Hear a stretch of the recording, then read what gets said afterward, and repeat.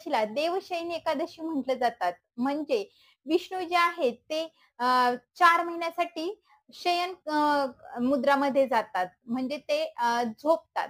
तर पहा तुम्ही विष्णू आणि अग्नीला आयुर्वेदामध्ये नाव आहे वैश्वानर. तर वैश्वानर हे नाव विष्णूला देखील दिलं आहे.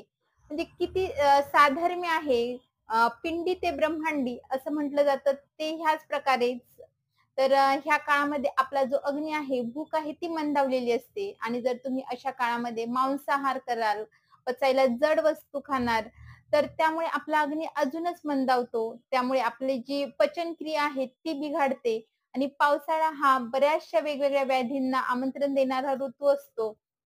तर यामध्ये मग सर्दी, खोकला, ताप येणे, उलट्या, जुलाब यासारखे बरेचसे व्याधी व्हायला लागतात.